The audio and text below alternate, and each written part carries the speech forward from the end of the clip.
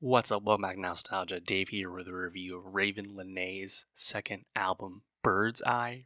Ravyn Lenae, the Chicago R&B singer, 25 years old now, based in LA. Ravyn's been someone I've been monitoring for a little bit at this point, primarily because of her Chicago roots and kind of the how she came to be, like in the mainstream music sense, working with Smino, working with No Name, people we've been paying attention to, and then getting that attention of Steve Lacy and making her Crush EP with him. Speaking of co-sign, she also opened up for Georgia Smith and SZA on tour, and 2 years ago we got that debut album Hypnos, which had a lot of love, and now we're back with album 2. Ravyn working with DJ Dahi on this one. He's the executive producer, so she's really racked up quite the list of collaborators and co-signers already, and really I think it's well deserved because Ravyn is really setting out intentionally, openly speaking about the desire to be an R&B artist, of course, but branch out beyond R&B, beyond the traditional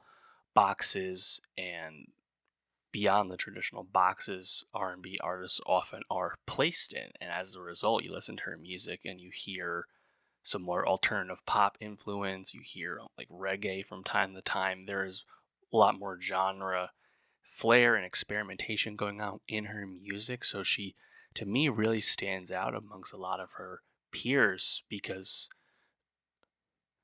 and of course, that's a great thing because we know R&B is a really saturated space, especially female R&B. But I think Ravyn just has a lot of variety to her music, which is really welcome to me as someone who can find samey R&B a bit boring, honestly. Ravyn just gets quite creative with the melody, which I think really stands out and makes a lot of these songs interesting because she has, I think, a voice that certainly stands out and she knows how to, I think, work it in fun ways. The first song, Genius, I love the drums on that, really strong presence, and then it has this big chorus where you have this groovy, like nasally singing from Ravyn. Really noticeable, like standout song. Quite enjoyed it. Bad Idea, the second song, almost has like a twinkling beat. The snare is very noticeable once again on this song. Track 3, you have one of the singles, One Wish, featuring Childish Gambino. And this one's kind of okay. Like I feel like the Childish Gambino feature is fine. Like it doesn't really like rise up the way his features often do, given he doesn't do a ton of features. But song's okay. Again, cool cosign, but nothing special to me. Dream Girl, though, with featuring Ty Dolla Sign, I like a lot. I think Ty is just a huge presence on this song with his crooning. Listening to him harmonize with himself, like they have great chemistry together. He's a great match, and of course, we've been getting a lot of Ty Dolla Sign this year with his two Vultures albums with Kanye, of course. But I think it's one of his better performances of the year, honestly. I also enjoyed Love Me Not. Very big drums, again, quite upbeat. And then One of One also stood out because it has a really like out of nowhere noticeable guitar solo towards the back half of the song, which I enjoyed quite a bit too.